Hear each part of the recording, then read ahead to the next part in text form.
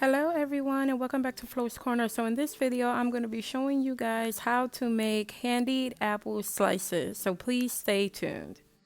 So here I'm just using a bag of apples that I purchased at my local Target. I like to remove all of them so I can kind of see what all of the apples are looking like.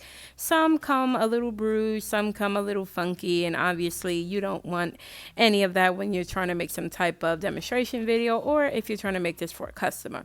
Just a quick disclaimer, this is not made for a customer. This is just going to be for me and my children to consume. You guys know that I try to make most of my videos as a demonstration video because it weeds out a lot of those comments about wearing gloves and blah blah blah blah. So these are mainly always going to be demonstration videos unless I say otherwise. So here now I'm just picking the apples that I like that look the best of what I wanted to use. I would do the same thing if I was making this for a customer, especially if I was making the whole apple instead of the apple slices. So these three look the best for me. So I am going to get ready to clean them, try to get all of that wax off.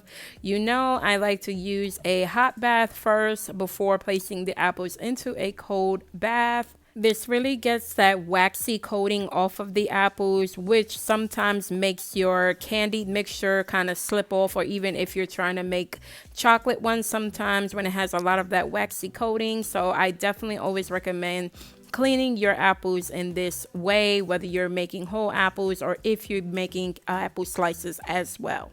So once I finish rolling them around in the water, for the hot water, for about 30 seconds, I would say, I like to put them in an ice cold bath for another 30 seconds, and then I'm going to take them out so we can dry them. So this is just pretty self-explanatory. You're just going to remove them from the cold water, take a paper towel, and just wipe off all of the moisture in between the apple, all those little crevices that they have at the top and the bottom, just so that we can get it ready because we are going to be slicing these babies up. Now, when making the apple slices, I like to place the apple slices into lemon or lime juice after I cut them up because you guys know, because of the oxidation process, normally when you cut and open an apple, it already starts to brown fairly quickly once the oxygen has touched it. And using lemon or lime juice, that acidity definitely helps with trying to stop and break down that process just a little bit slower than fast of how it normally does. You are also welcome to use salt water if you don't have lemon or lime juice. I have used that as well, and it does help. So here I have my apple slice cutter. You do have to use a lot of force to push this baby down to cut up that apple. You can see we're struggling here. This is also a thing of being a content creator because I have my tripod with my camera right there. So I was trying not to knock it down. So I tried to find another way of how to do this without knocking down my camera. So your girl got her She-Hulk strength, and now you can see it cuts the apples in perfect slices. Sometimes because of the angle, like I said, I was kind of struggling without trying to knock down my camera. So I got a little bit of the pit in some of them, and all I did was just cut it off. No big deal. Some slices did come out a little bit smaller, but that is always a quick fix. This is why I always like to make extra, because you just never know how it's going to come out. So the other two apples just definitely helped with the ones that I wound up not using, which is great.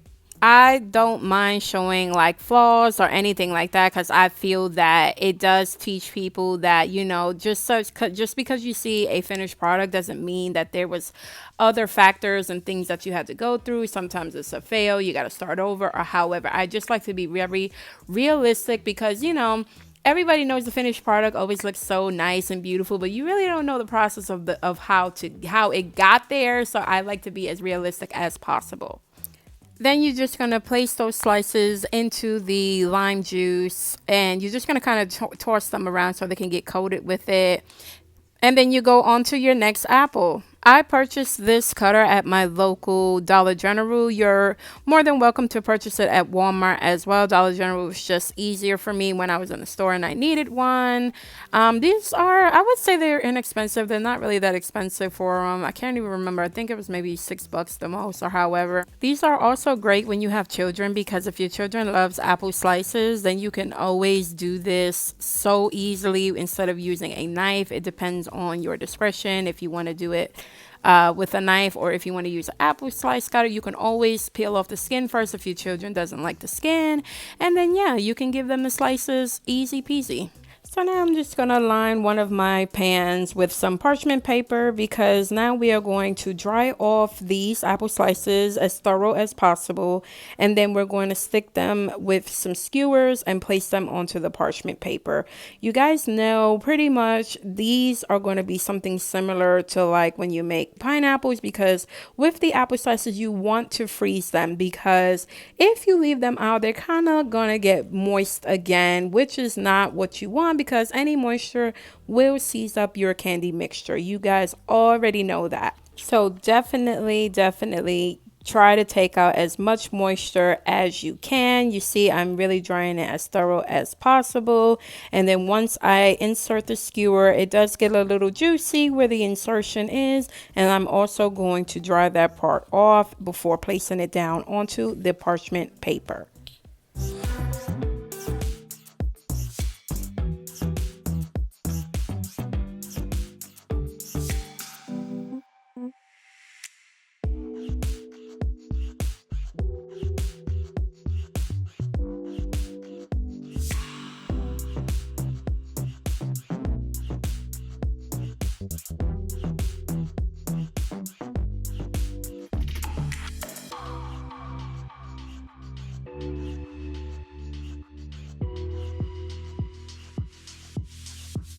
Now that we are all done, I am going to let these babies freeze overnight in the freezer.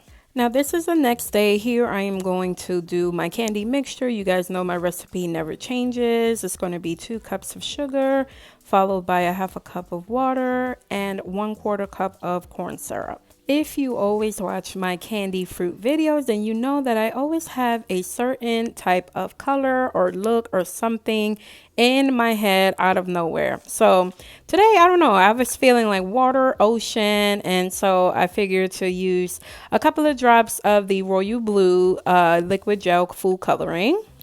I wanted it to be 2 different types of colors. So I wanted one to kind of give that clear kind of ocean look. I mean, you guys will probably see it towards the end what I meant. And then I wanted some of them to actually have a more whiter look with it. Like, I don't know, it's so hard to explain. So I wanted one to be like clear, so I didn't add any whitener. So once I used the gel food coloring, I let it boil just like that. And then while decorating later, I added some whitener to give it more of a less translucent look, if that makes sense. So here, don't forget to add your candy thermometer to the side of your pot. Place it on your stove and let it get started with boiling. I did a quick little time lapse. Oh, I forgot to mention it's on like a number 5 on my stove.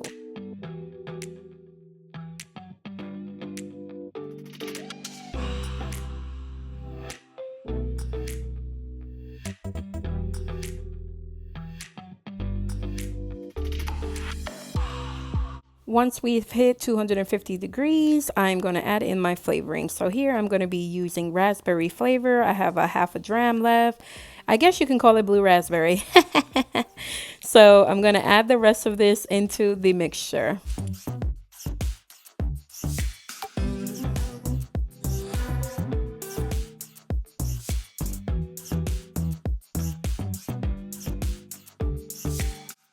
Once it's hit 300 degrees, remove it and let's get ready to start dipping.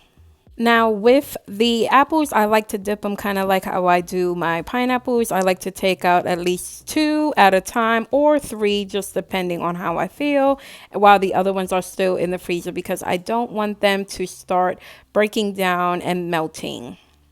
which in turn will harden your mixture, which you do not want. So here is what I was talking about. This is the mixture without any whitener. So you can see it's a really nice, clear, translucent look. I love it. I don't mind it. It works perfect for me. So I pretty much did a few of them that look like this, and then I wanted to change it up a bit. Like I said, I don't know, I just be having some type of theme in my head. And however, honestly, making it look with the translucent look with a nice little color does give the candied fruit a different look. So I definitely recommend trying it that way instead of always using whitener. So now if you just see me kind of pausing, that is just because I'm going back to my freezer to grab the next three so I can dip them. I know that may seem a little bit tedious to keep going back to your freezer, but honestly, you don't want them to all just sit on the mat while you are dipping one at a time, because they do tend to start melting from the freezer, especially depending on how warm it is in your home and however. So just always remember that. So here's what I was saying about the whitener. I don't know, I decided I wanted to add some whitener to give the translucent look, kind of take the translucent look away a bit. I'm just going to take a spoon and kind of just stir it around.